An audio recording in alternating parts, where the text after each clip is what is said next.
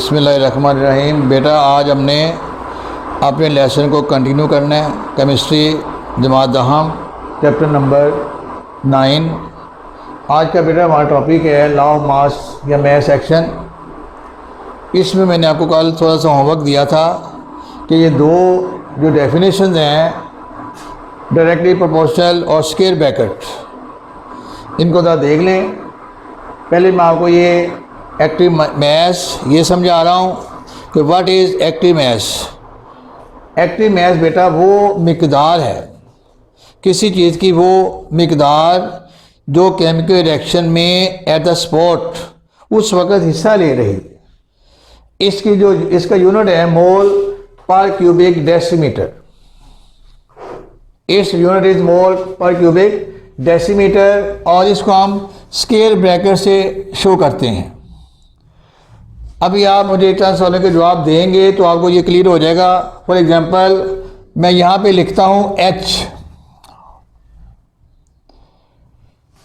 It is a symbol of hydrogen, और जब मैं इसके गिर्द ये स्क्वायर ब्रैकेट लगा देता हूँ तो it shows the active mass of hydrogen.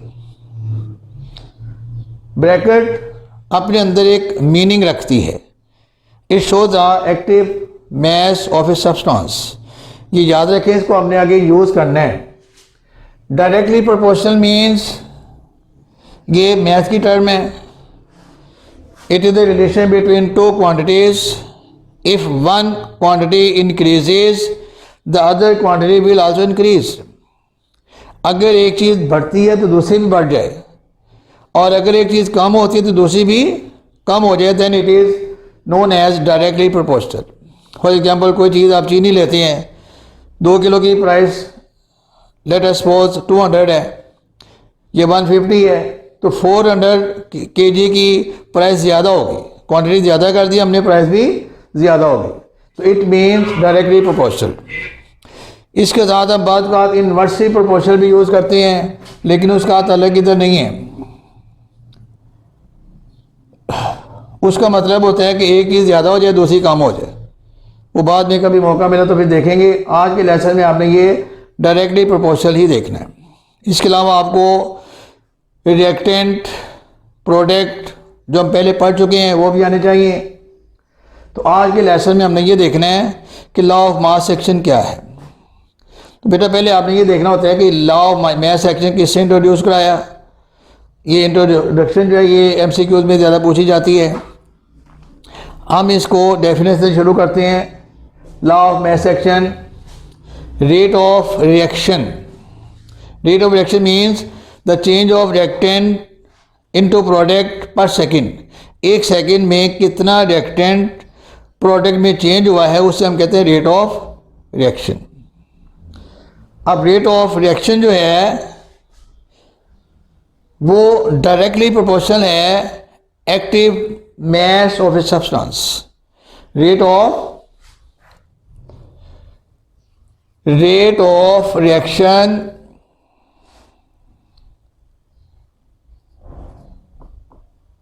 Directly proportional to active mass of a substance, let it be A। और rate of reaction is directly proportional to the product of active masses of reacting substance। अगर एक चीज़ हिस्सा ले रही है तो rate of reaction is directly proportional to active mass of a substance। अगर एक से ज़्यादा चीज़ें हिस्सा ले रही हैं then we can say that the rate of reaction is directly proportional to the product। Product mean multiplication, product of active message of the reacting substances. ये डेफिनेशन है इसकी। डेफिनेशन के लिए अभी मैं आपको पेज नंबर बता दूंगा, वहाँ से आप इसको याद कर लेंगे। अब असल क्वेश्चन का आता है इसकी डेरिवेशन। इसकी डेरिवेशन हम कैसे करेंगे। Let A and B react each other to give C plus D। इसमें A and B these are reactants, C and D are products। बेटे इसको तवज्जो से सीखना है, ये कोई आसान क्वेश्चन नहीं है, लॉन्ग क्वेश्चन है ये, और समझने से आएगा, याद करने से नहीं आना। ये नहीं समझे आप हम बुक से याद कर लेंगे जी। जो बच्चा सीखेगा समझेगा उसको जल्दी याद हो जाएगा। अब A plus B are reacting to give C plus D. इसमें बेटा ए और बी रिएक्टेंट हैं और सी और डी प्रोडक्ट है। According to law of mass section,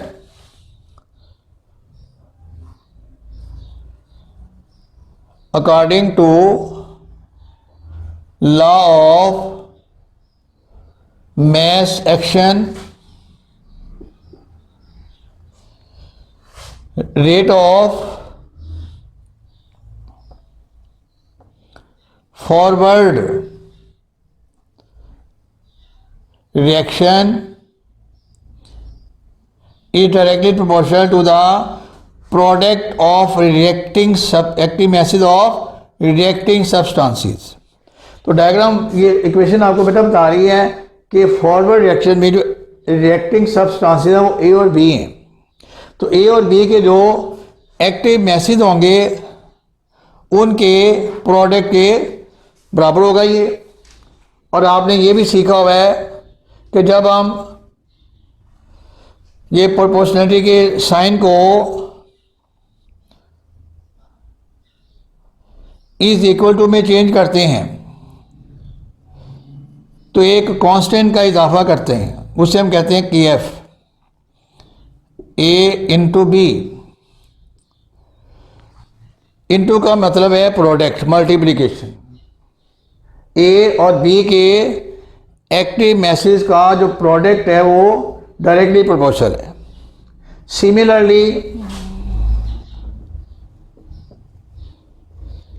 Similarly, rate of reverse reaction, rate of reverse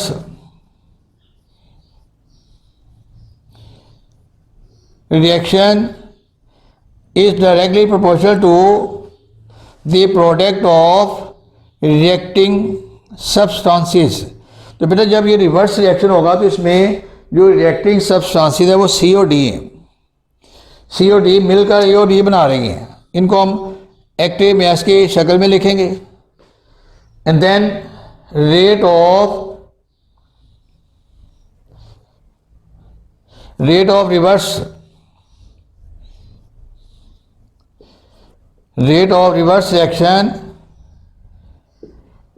reaction is equal to KR. KR is the proportionality constant। अब बेटा चलते हैं जी हम वापस इक्विलिब्रियम में। इक्विलिब्रियम कब हासिल होता है? when the rate of forward reaction becomes equal to the rate of reverse reaction। तो यहाँ पे हम लिखेंगे at equilibrium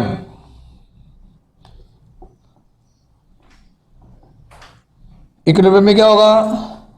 rate of forward reaction is equal to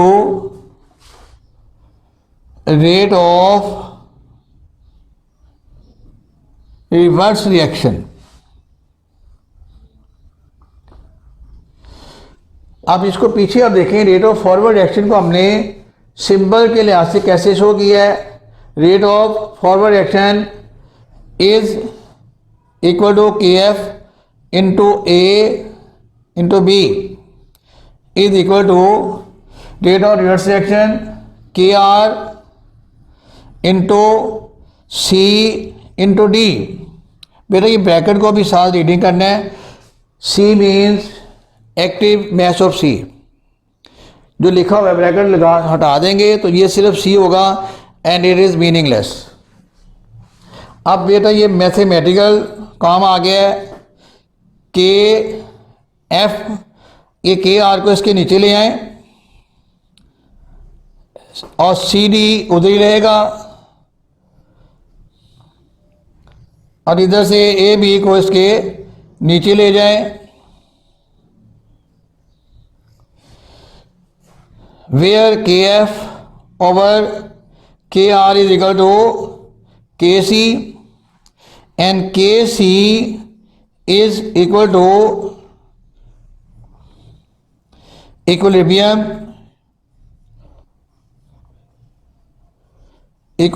constant.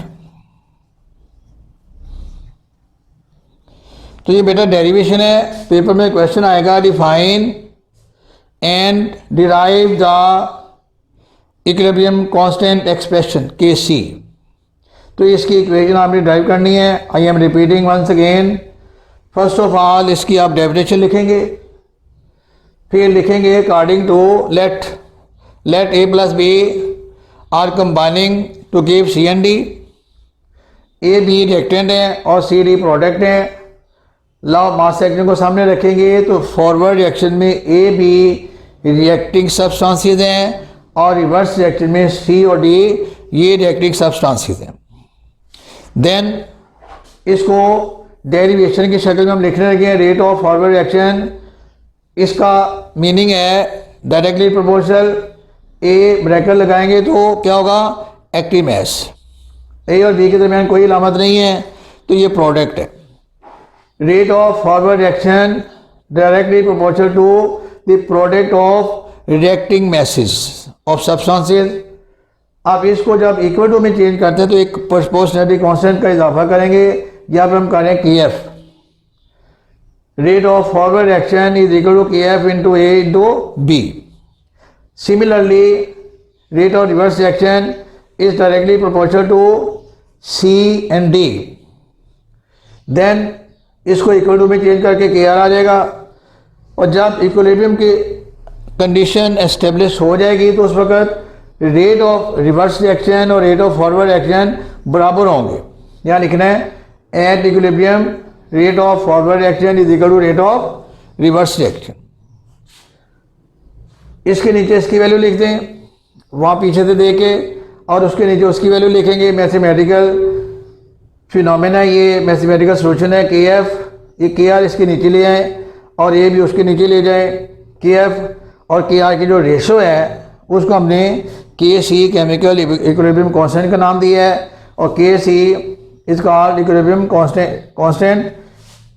This is the derivation of chemical equilibrium constant. इसको हम एक और general reaction के जरिए भी डिराइव करेंगे। अभी मैं इसको दोबारा एक्सप्लेन करने लगा हूँ, फिर लेसन को थोड़ा सा आगे कंटिन्यू करने लगे हैं। Chemical equilibrium constant expression for a general reaction. इसके लिए बुक का जो पेज नंबर है आपका वो है 7। तो इससे भी आप मदद ले सकते हैं। अगर आपको ये समझ आ जाता है क्लियर तो खुद भी लिख सकते हैं कि ज़रूरी नहीं कि रटा आप लगाएं। Let small A plus B small B into B. ये बेटे यहाँ पे स्मॉल जो लेटर मैंने लिखना है A B C D, these are coefficient of the active masses. जिस तरह इक्वेशन को ये देखिए इधर H2 प्लस O2 2H2O, ये जो 2 लिखा हुआ नज़र आ रहा है आपको, ये हमने लिखा है इसको बैलेंस करने के लिए। तो जनरल रिएक्शन में जो स्मॉल लेटर आपको नज़र आ रहे हैं, these are written to balance equation and these are called coefficient of active masses. तो कोएफिशिएंट ऑफ एक्टिव मैसेज को हम पावर की शक्ल में लिखते हैं। बाकी सारी चीज़ें वही हैं। ये जो स्मॉल लेटर मैंने लिखे हैं इनको पावर एक्सपोनेंट जिसे कहते हैं रियाजी में, एक्सपोनेंट की फॉर्म में लिख देते हैं। ये बाकी चीज़ वही है। Rate of forward reaction directly proportional to A into B, raise to the power A and B की जो पावर है वो बी। ये ए और बी को सी डी को समझ लें। ये जो कोएफिशिएंट हमने लिखे हैं, बाकी रिएक्शन वही मैंने लिखा है। और एंड पे आप चले जाएं, डेरिवेशन वही है, सिर्फ small letters A B C D को हमने ऐड किया है। These are written to describe the coefficient use to balance the chemical equation. अब लास्ट में हमने लिखा है के सी इक्विलिब्रियम कांस्टेंट। इसकी डेफिनेशन जो है ना वो आप इसको देख के यहाँ से भी लिख सकते हैं, यहाँ से सी, जिस बच्चे को इंग्लिश थोड़ी सी आती है वो बेशक ज़बानी लिख के फिर चेक कर ले, जिसको नहीं आती वो याद करके लिखे, क्योंकि जब तक लिखेंगे नहीं ना तो आपको ये याद नहीं होना। अगर मेरे सामने आप हों या मैं आपसे पूछूं कि ये सी और डी और ए और बी के दरमियान कोई साइन नहीं है, तो इट मीन्स यहाँ पे प्रोडक्ट का साइन है। और जब हम किसी चीज़ को इस शक्ल में लिखते हैं, फ्रैक्शन की शक्ल में, तो उससे हम कहते हैं रेशो 3/4। It mean 3/4, 2/3, 2/3। तो ये जो केमिकल इक्विलिब्रियम कांस्टेंट है, it is a ratio, it is a ratio. किसके दरमियान रेशो है? The product of product raise to the power coefficient 2, product of reactants raise to the power coefficient. अब बेटा इसके मैं डेफिनेशन को बुक से रीडिंग करने लगा हूं। Page number 9। Equilibrium constant is a ratio of the product of concentration of products. इसमें दो दफा प्रोडक्ट में आया है। रेशियो ऑफ द प्रोडक्ट, ये जो प्रोडक्ट है it means multiply of concentration of product, ये जो प्रोडक्ट में बनने वाली चीज़ें हैं, जिस तरह रिएक्टेंट है इससे लेने वाली प्रोडक्ट बनने वाली चीज़ें, raise to the power of coefficient to the product, ये प्रोडक्ट ये जो है ये मल्टीप्लाई वाला है, of concentration of reactants raise to the power of coefficient as expressed in the balanced chemical equation. तो ये बेटे इसकी डेफिनेशन है। इसकी डेफिनेशन आप बुक से याद कर लें और ये डेरिवेशन सारी मैंने लिख दी है। अब हम इसको एक जनरल एग्जांपल के ज़रिए, जो असल एग्जांपल है केमिकल रिएक्शन वाली, उसके ज़रिए एक्सप्लेन करते हैं। इसको मैं रेज़ नहीं करूँगा, जो चीज़ें रेज़ करने वाली हैं सिर्फ मैं वो रेज़ करूँगा। जनरल रिएक्शन की जगह हम लिखेंगे एक केमिकल इक्वेशन, और उसके बाद फिर ए बी सी डी को रिमूव करके हम उसमें असल केमिकल्स लिखेंगे। तो लेट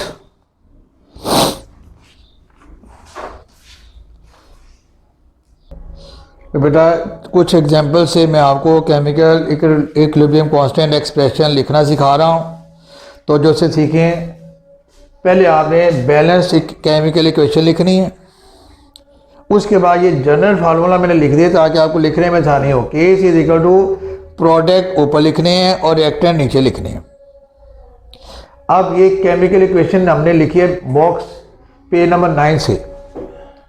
आप देखें इसमें कितनी चीज़ें टोटल, रिएक्टेंट एक है और प्रोडक्ट भी एक है। एक ब्रैकेट आप ऊपर लगाएंगे, एक नीचे लगाएंगे।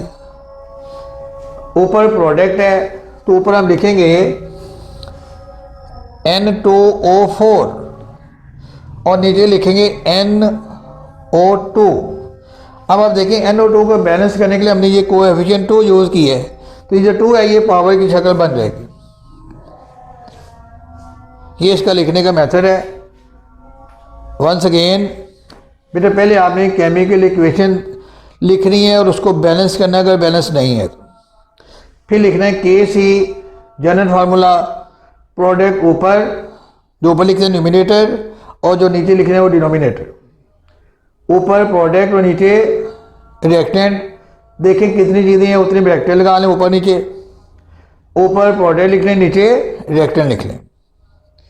अब दूसरी एग्जांपल देखें N2O2 to NO। बेटा इसमें 3 चीज़ें हैं, 2 चीज़ें हिस्सा ले रही हैं और एक चीज़ बन रही है। इट मीन्स कि ऊपर एक ब्रैकेट आएगी और नीचे 2 आएंगी। ऊपर वाली ब्रैकेट में हम लिखेंगे NO। अब मैं यहाँ पे कुछ बात छोड़ रहा हूँ, आप ये देख रहा हूँ कि आपको पता चल जाए कि नहीं मैंने क्या गलती की है इधर, क्या ये कंप्लीट हो गई है। जिन बच्चों का जवाब है यस तो वो 0 नंबर है उनका, जिनका जवाब है नो तो वो सुन लें। ये अभी मैंने ये कोएफिशिएंट नहीं लिखा, ये ऊपर लिखना है मैंने। सिमिलरली इसमें कोएफिशिएंट कोई नहीं है तो सिंपल इसको हम N2 और O2 लिख देंगे। अब बताइए, 2 एग्जाम्पल क्लियर करने के बाद एक्सरसाइज का क्वेश्चन नंबर 2, उसका सेकंड पार्ट मैंने लिखा है इधर। अब आई थिंक कि ये आप खुद लिख सकते हैं। केमिकल इक्वेशन को देखें, इसमें 4 चीज़ें हैं, 2 रिएक्टेंट हैं, 2 प्रोडक्ट हैं। तो ऊपर प्रोडक्ट और नीचे रिएक्टेंट, 2 ब्रैकेट ऊपर लगाएंगे, 2 नीचे लगाएंगे। ऊपर हम लिखेंगे CH4 और H2O और नीचे लिखेंगे CO और H2। Is it clear? क्या ये कंप्लीट हो गया या रहते हैं अभी इसमें? फिर वही जवाब है कि जिनका जवाब यस है वो गलत है, जिनका जवाब नो है वो सुन लें, शाबाश उनको। कि जो 3 है कोएफिशिएंट ये हमने अभी ऊपर लिखना है। ये तो ये 3 एग्जाम्पल मैंने दिए हैं, ये मैं आपको होमवर्क दे रहा हूं कि इसको आप KC की शक्ल में कल लिख के दिखाएंगे मुझे। अगर नहीं आएगा तो मैं यहाँ लिख दूंगा और आप चेक कर लें कि आपका काम क्लियर है कि नहीं। आज के लेसन में हमने इम्पोर्टेंस ऑफ इक्विलिब्रियम एक्सप्रेशन यानी KC की जो अहमियत है ना वो देखें वो क्या है। फ़ायदा क्या, इतना हमने डिस्कस किया, इसको ड्राइव किया, इसको प्रूव किया, इतना कुछ करने के बाद हमने देखना है कि इसका फ़ायदा क्या है। तो बेटा ये हमें 2 बातें बताते हैं। Number 1, predict the direction of reaction. हमें बताते हैं कि ये रिएक्शन जिस वक्त हम स्टडी कर रहे हैं ये आगे जा रहे हैं कि पीछे आ रहे हैं। फिर उसके बाद उसी बात ये बताते हैं कि एक्सेस ऑफ रिएक्शन यानी कितना रिएक्शन कंप्लीट हो चुका है। इसमें डायरेक्शन ऑफ रिएक्शन में हम पहले एक डेफिनेशन लिखेंगे, रिएक्शन कोशेंट।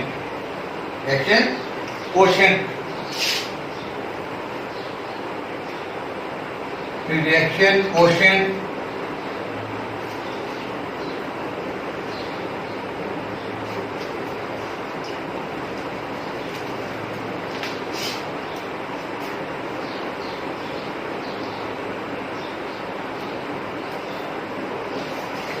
रिएक्शन कोशेंट को तवज्जो से सीखें।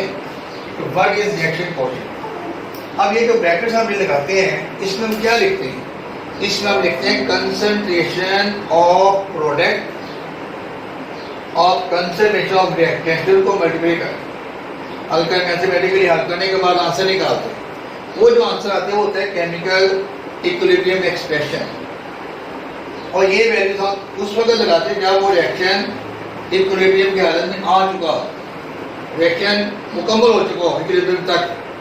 लेकिन रिएक्शन कोशेंट की वैल्यू जो है ना ये कब लगाते हैं, कब हासिल करते हैं? ये रिएक्शन अभी कंप्लीट इक्विलिब्रियम की हालत में नहीं पहुंचा, थोड़ा सा टाइम गुजरा है, हम देखने लगे कि रिएक्शन अभी रुक गया है, आगे जा रहा है कि पीछे आ रहा है। उस वक्त जो इनकी कंसंट्रेशन होगी ना, कंसंट्रेशन रिएक्टेंट और प्रोडक्ट की वो लगाएंगे और वैल्यू निकालेंगे उसकी हल करके। वो जो वैल्यू होगी that is called reaction quotient. अब इसकी डेफिनेशन सुने तो वजह से, when we put the values of concentration of reactants and product in the chemical equilibrium expression, the answer we get is called reaction quotient। यानी ये भी रिएक्शन है ना इक्विलिब्रियम में नहीं पहुंचा, अभी कुछ देर गुजरी है, और करेंगे उसने 30 सेकंड में पहुंचना है, और 10 मिनट के बाद 10 सेकंड के बाद आंसर निकाल लेते हैं। वो जो 10 सेकंड के बाद आंसर होगा that is called reaction question. जो 30 सेकंड के बाद आंसर आएगा वो क्या होगा? Chemical equilibrium expression. तो रिएक्शन क्वेश्चन का मतलब है कि वो वैल्यू जो बिफोर इक्विलिब्रियम से हम हासिल करते हैं by using the chemical equilibrium equation. इस इक्वेशन को यूज करके जो आंसर निकालते हैं that is called reaction question. अब रिएक्शन क्वेश्चन को सामने रखते हुए हम ये देखते हैं कि predict the direction of reaction. तो बेटा इसमें 3 पॉसिबिलिटीज है। पहली पॉसिबिलिटी, ये जो QC है इसकी वैल्यू KC से ग्रेटर भी हो सकती है। If the value of KC is greater than QC की वैल्यू ग्रेटर देन KC, और फिर QC की वैल्यू जो है वो लेसर देन KC, और इसकी वैल्यू जो है इसके इक्वल भी हो सकती है। अगर QC की वैल्यू ग्रेटर है KC से, एक रिएक्शन आपकी बुक में दिया हुआ है, उसमें H2 प्लस I2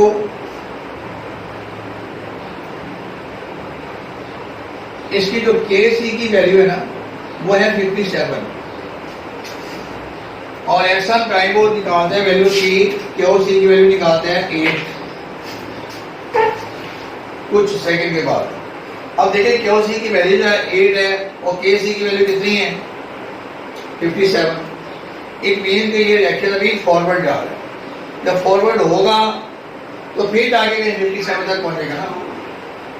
तो जब QC की वैल्यू जो है वो ग्रेटर हो तो KC की वैल्यू कम हो। QC की वैल्यू कम है, KC की वैल्यू ज्यादा है। यहाँ पे QC की वैल्यू ज्यादा है, KC की कम है।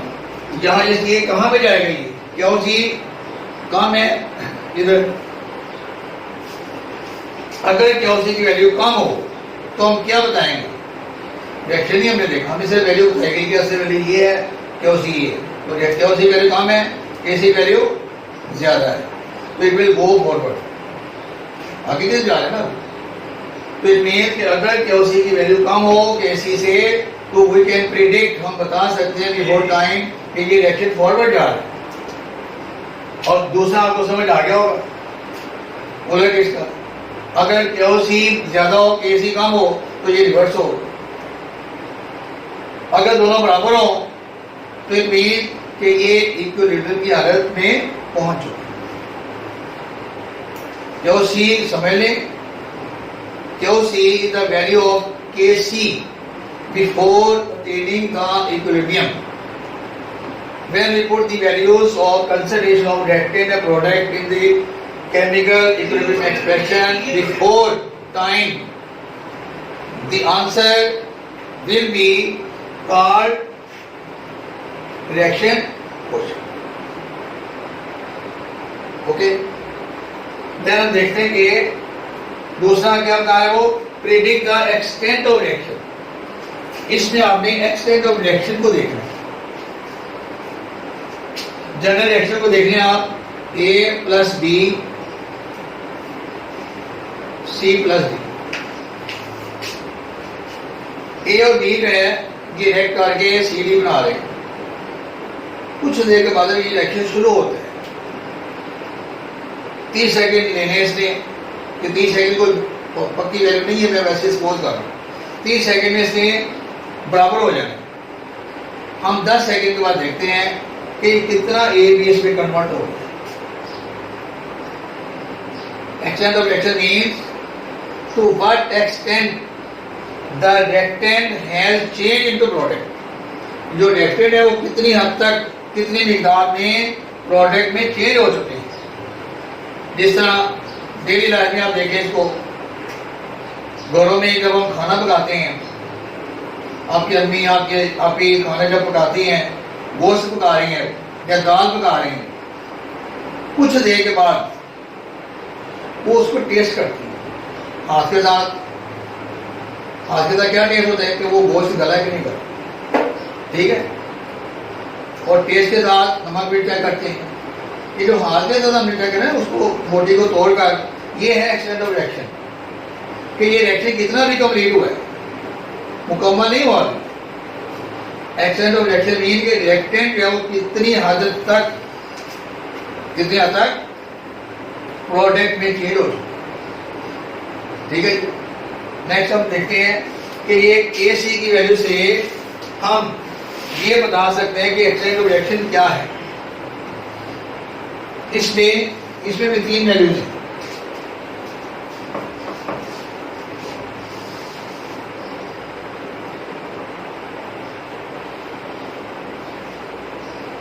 KC has maximum value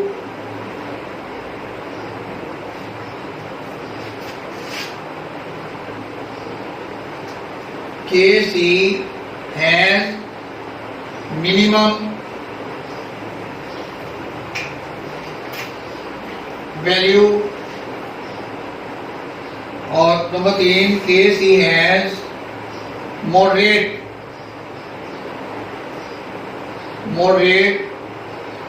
value।